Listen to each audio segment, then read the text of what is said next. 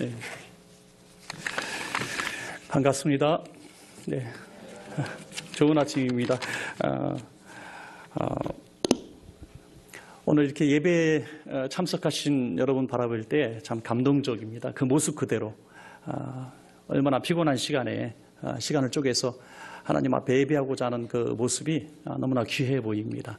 어떤 개척교회 목사님이 성도도 없고 하니까 그냥 애들만 잡는 거죠. 뭐 초등학교 다니는 아이들 아침에 깨워서 새벽 예배를 드립니다. 왜냐하면 새벽 예배 나오는 사람이 딱 3사람 있는데 사모님하고 아들하고 딸이니까 안 나오게 할 수 없죠. 그리고 수요 예배, 금요 철야, 거기다가 가정 예배까지 날마다 아이들 데리고 예배 드리니까 애들이 아주 죽을 맛인 거예요. 초등학교 이제 어린아이가 자꾸 예배 시간에 예배 드리기 싫어하니까 대표 기도를 시켰어요. 그러니까 주일낮에. 그랬더니 애가 울면서 기도를 합니다. 주님, 다음 생에는 예배 없는 나라에서 태어나게 해주세요. 예배가 참 고단하고 우리에게 짐이 될 때가 참 많습니다.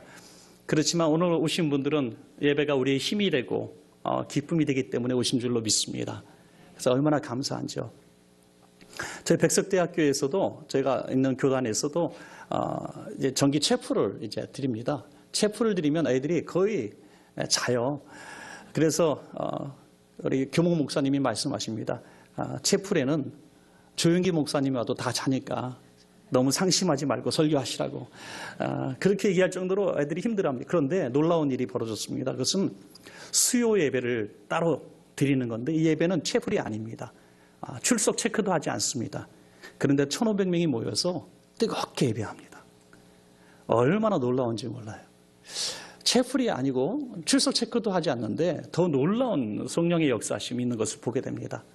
그래서 하나님이 부르신 의무가 아닌 감사와 기쁨의 예배가 성령님이 기뻐하시는 예배라는 것을 깨닫습니다. 오늘 이 자리에 우리 하나님께서 여러분 부르셨고 이 예배가 어떤 장소에 있는 것보다도 더 소중한 시간이 될 줄로 저는 분명히 믿습니다. 여러분,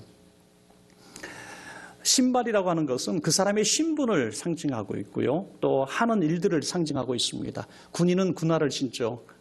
또 이 실내에서 근무하시는 분들은 구두를 신기도 하고요. 목욕탕에서 일하시는 분들은 플라스틱 신발을 신고 작업장에서 일하시는 분들은 작업화를 신습니다. 그 사람이 하는 일을 보여주죠. 그렇다고 한다면은 모세의 신발도 여러 종류의 신발이 있었다는 것을 알 수 있습니다. 태어날 때는 히브리 노예의 신발을 신고 태어났죠. 태어날 때부터 노예의 신발을 신고 태어났기 때문에 그 아주 운명이 가혹할 수밖에 없는 것입니다. 갈대상자에 띄어지는 이런 운명을 맞이하게 되죠. 그러나 하나님의 은혜로 또 왕자의 신발을 40년 동안 신게 됩니다. 정말 소수만이 누릴 수 있는 VIP, 최고의 부유한 자의 신발을, 권력자의 신발을 신고 40년을 삽니다. 그리고 또 살인하고 쫓겨나서 40년 동안은 목동의 신발을 또 신죠. 양과 함께 지내는 목동의 신발을 신습니다. 그에게 이제 새로운 삶을 주시려는 하나님의 부르심이 오늘 함께 읽으신 본문인데요. 전혀 예상하지 못했고 평생 신어보지 못했던 새 신을 신겨주시는 하나님의 계획하심 속에서 가장 첫 번째 들은 명령이 내 발에서 신을 벗으라 하는 것이죠. 여러분 좀 이 부분이 특별하다고 생각하지 않으셨습니까? 하나님이 한 사람을 들어서 새로운 삶을 열게 하시는 그 순간에 신발을 벗으라는 그 어떤 의미가 어떻게 보면 참 문학적이기도 하고 무슨 의미가 있을까 하는 궁금증이 우리에게 생기게 됩니다. 그런데 하나의 그 힌트를 얻을 수 있는 것은 왜 신발을 벗어야 하는가? 내가 선 곳이 깨끗한 땅이기 때문에 신발을 벗으라 하는 거 아니죠. 외국인들이 한국 집에 들어와서 제일 힘들어하는 것이 신발을 벗는 것이죠. 그래서 안방까지 막 신발을 신고 들어오잖아요. 식당에서 신발을 벗고 좌식으로 앉는다는 거 너무 힘들어하잖아요. 그러면 깨끗하기 때문에 더러운 신발을 신을 수 없는 것이죠. 그런데 하나님은 너희가 선 곳이 깨끗한 땅이니까 신을 벗으라 하지 않으시고 거룩한 땅이기 때문에 신을 벗으라. 광야하고 떨기나무 아래가 뭘 거룩한 땅입니까? 뭘 깨끗한 땅입니까? 항상 거니던 자리, 항상 왔다 갔다 하던 그런 자리입니다. 일상의 자리예요. 평범한 삶의 자리입니다. 그곳에서 왜 거룩한 땅이 될 수 있었는가 하는 것은 하나님과의 만남의 장소이기 때문에 거룩한 장소가 된 것입니다, 여러분. 우리가 하나님 앞에 쓰임 받기를 원한다면 신을 벗는 것부터 시작해야 될 줄로 저는 믿습니다. 신을 벗는 것. 새로운 삶을 시작하려면 뭔가 우리가 가지고 있는 것들을 털어버려야 된다는 거죠. 저는 우리가 새로운 삶을 사는데 가장 방해가 되는 것이 무엇인가?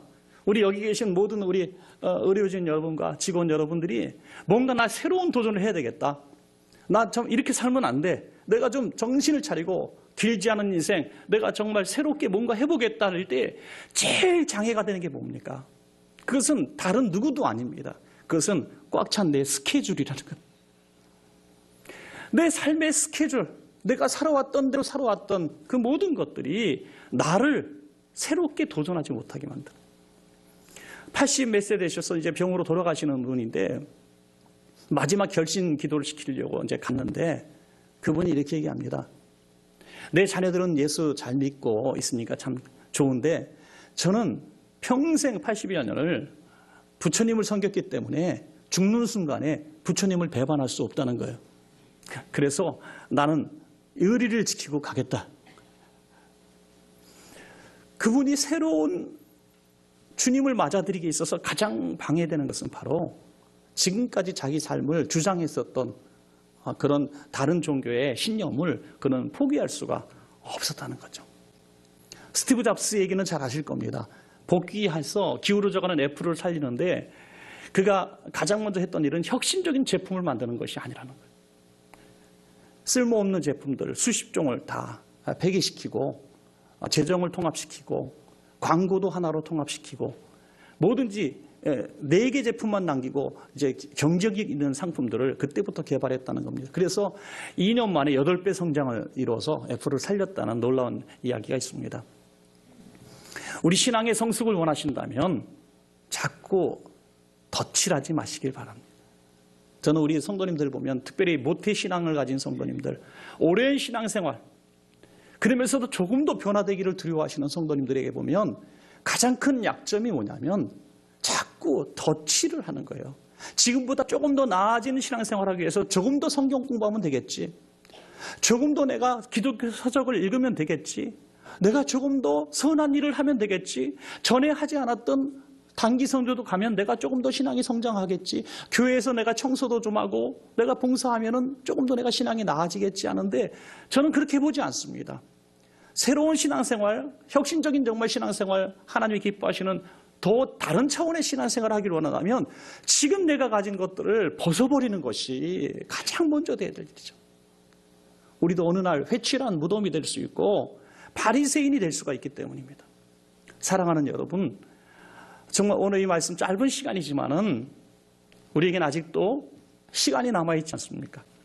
하나님이 기뻐하시는 신앙생활로 나가기를 원하신다면 지금까지의 신었던 고집, 경험, 지식, 상식, 나는 이래서 좋아, 난 저래서 싫어했던 것들을 한번 깨끗하게 비워내 보시고 새로운 도전을 한번 해보시기를 주의 이름으로 간절히 권면합니다, 여러분. 그것이 우리의 새 신발을 신기 위한 방법이 된다는 거죠. 새 신발을 신기 위해서 벗어버린다는 건 뭡니까? 과거의 죄의 습관들, 언어의 습관들, 생활의 습관들, 모든 이런 것들, 나를 그냥 내가 주장하는 것이 아니라 나를 이끌어가고 있는 모든 스케줄, 꽉 막힌 그런 일들을 내가 한번 벗어버리는 거예요. 한번 바꿔보는 겁니다. 결단해 보는 겁니다. 이 말도 늘 부정적인 하는 사람이 있어요. 30년 전에 부정적인. 어느 날 30년 만에 동창회를 처음 하는데 가장 늦게 오던 친구가 그날도 늦게 오더라는 거죠. 30년이 돼도 변화되지 않아요. 말도 변화되지 않아요. 그때도 늘 투덜투덜. 그 스머프에 보면 가장 매력적인 인물이 있어요. 투도리 스머프가 있어요. 투도리 스머프. 제가 설교 시간에 투도리 스머프를 영상에 띄워놨더니 교인들이 너무 좋아하더라고요. 왜 좋아하는지 아세요? 우리 옆에 있는 집사님이라고 내 남편이라고 그러는데요. 제가 볼 때 우리 모두가 투도리 스머프를 다 자화상을 가지고 있어요. 항상 불평하고 부정적인 것. 여러분, 이 12명의 정탐꾼들이 가나안을 얘기했을 때 10명의 정탐꾼이 부정적인 얘기를 했고 모든 사람들이 부정적인 얘기를 들었지 않습니까? 저는 부정적인 보고 때문에 그들이 부정적인 선택을 했다고 생각하지 않습니다. 그들 마음속에 부정적인 마음이 있었기 때문에 부정적인 이 보고를 선택한 것이죠. 여호수아와 갈렙은 긍정에서 말을 했지 않습니까? 긍정적인 마음을 갖고 있었다면 긍정적인 말을 선택했을 거예요. 내 마음이 부정적이니까 늘 부정적인 게 들리는 거예요. 그걸 선택하게 되는 것입니다. 항상 희망의 하나님의 말씀, 살리는 하나님의 말씀이 있고 늘 부정적인 마귀의 음성이 있고 늘 죽이는 악한 이 습관의 말들이 있습니다. 여러분들은 이 새 신발을 신기 위해서 부정적이고 죄악된 습관과 이 선택했던 모든 습관들을 내어버리시고 또 새로운 선택, 살리는 말, 살리는 삶을 선택하시기를 주의 이름으로 간절히 축원합니다. 여러분, 이 신발을 벗어버리면 하나님이 새로운 신발을 신겨 주시겠다는 약속 아니겠습니까? 그래서 우리 두 번째로 생각하는 것은 새 신발을 하나님은 어떤 신발을 신겨 주시기 위해서 벗으라고 했을까? 그런데 저는 내 신발을 벗으라고 말씀하실 때 하나님은 또 다른 가죽 신발 같은 걸 준비해 주셨는지 알았습니다. 그런데 성경 어디에도 새 신발에 대한 얘기는 나오지 않아요. 여전히 그는 벗었던 그 목동의 신발을 신었을 것이며 늘 들었던 지팡이를 그대로 들었을 것입니다. 그럼 신발을 벗었다가 다시 신었던 것이 무슨 의미가 있습니까? 이전에는 내 신발, 내 과거의 노예의 고달픈 삶의 신발, 왕자의 교만의 신발, 목동의 부끄러운 삶의 신발들을 벗어버렸다가 다시 신었을 때는 이제는 하나님이 주시는 삶이 되었다는 그 증거가 되는 것입니다. 이제는 내 힘으로 살아가라는 거죠. 하나님이 주시는 힘으로 살아가는 거예요.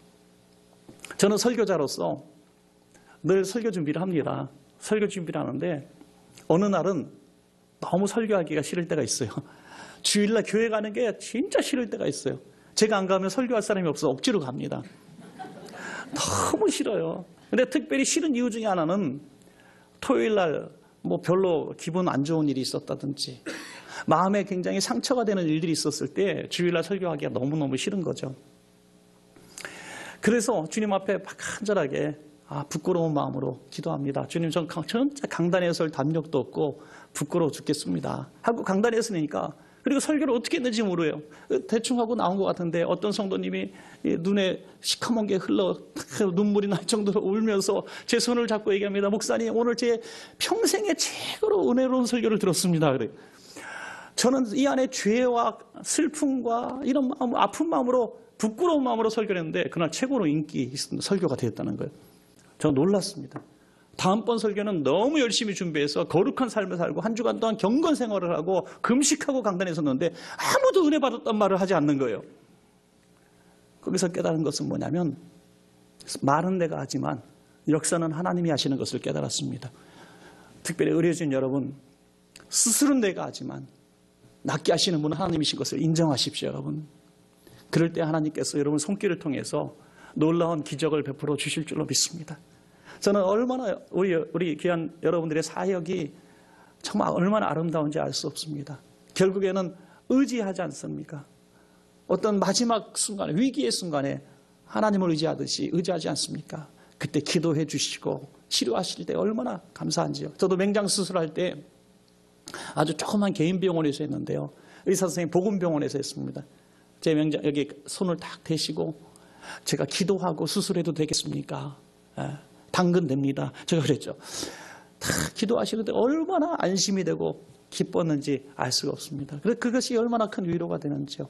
한 가지 예화만 드리고 말씀을 맺겠습니다. 하나님과 함께 한다는 것이 어떤 의미가 있을까? 우리 한 성도님이 스스로 너무나 교회가 가고 싶었답니다. 근데 주변에 누구도 예수 믿는 사람이 없는 거예요. 그래서 예수 믿는 사람을 막 찾았어요. 그래서 나 교회 좀 데려가줘라 해서 나온 교회가 이제 저희 교회입니다. 한 2년 정도 신앙생활을 처음 하는데 너무 열심히 하는 거예요. 너무 스폰지처럼 말씀을 쏙쏙 받아들이고 너무 은혜롭게, 너무 간증도 잘할 정도로 신앙생활을 합니다. 그래서 새가족 초청 예배 때 조그만 대교구별로 하다가 그 간증까지 시켰어요. 너무 은혜로운 간증도 하시더라고요. 그런데 그 간증이 가을이었어요. 2년째 되는 날 해 가을이었는데 그해 12월에 그 중3 아이가 학교에서 뇌출혈로 쓰러진 거예요. 근데 학교에서는 그냥 양호실에 그냥 둔 거예요. 큰 병이 아닌 줄 알고. 너무 심각해지니까 그때서야 이제 병원으로 긴급 후송을 했는데 이미 뇌출혈이 너무나 심각해진 거죠. 그래서 의식을 차리지 못하고 이제 코마 상태에 들어갑니다. 의식 불명 상태에 들어가는 거예요.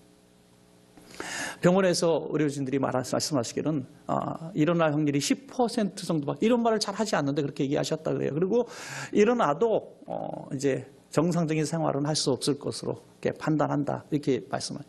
저는 가장 먼저 걱정된 것이 아이도 걱정이 됐지만 이 가정이 어떻게 될까라는 걱정을 했습니다. 예수를 처음 믿고 이 집안에 이런 고통이 불어닥치니 이제 남편이나 가족들이 얘기할 거 아닙니까? 너희 예수 믿어가지고 이렇게 집에 화가 왔다고, 또 본인도 내가 예수 믿고 이렇게 좋은 일이 아니라 기가 막히게 평생에 겪지 못한 이런 고통을 당하니 내가 하나님을 떠나야겠다, 이런 생각하지 않겠습니까? 그런데 놀랍게도 그분은 이런 얘기를 하는 겁니다. 목사님, 제가 만약에 예수님을 안 믿었을 때 이런 일이 벌어졌으면 저는 살 수가 없었을 겁니다. 미리 예수님을 알게 하시고 내가 담담한 마음으로 아이를 위해서 기도할 수 있도록 먼저 제게 신앙을 주신 하나님께 너무나 감사합니다 하는 것이죠. 저는 여기서 깨달았습니다. 이것은 누가 설교를 많이 듣고 성경 공부를 하고 누가 가르쳐 준 것이 아니라 성령님께서 그 개인에게 임재하셔서 그와 함께 하시는 것을 그로 알게 하신다는 것이죠. 저는 주일날 설교를 할 때 이렇게 얘기를 했습니다. 저희 원천교회가 특별히 좋은 교회라고 생각지 않습니다. 특별히 사랑이 많은 교회라고 생각지 않습니다. 하지만 여러분의 각자 심령 속에 역사하시는 분은 좋은 분이시고 선하신 분이기 때문에 희망이 있습니다. 그렇습니다. 여기 계신 모두가 희망을 갖는 것은 우리 안에 하나님이 계시기 때문이죠. 오늘도 주님이 주시는 그 능력의 새 신발 신고 주님과 동행하시는 오늘 행복한 날 되시기를 축원합니다. 기도합니다. 하나님 감사합니다. 오늘 부족한 종 잠시 와서 새로운 신발이 돼서 말씀 전했습니다. 우리 모두가 과거의 신발 과감하게 한번 청산하고 내 인생의 재고 정리하고 주님이 주신 새 신발 신고 주님의 힘으로 승리케 하여 주옵소서. 예수님의 이름으로 축복하며 간절히 기도합니다. 아멘.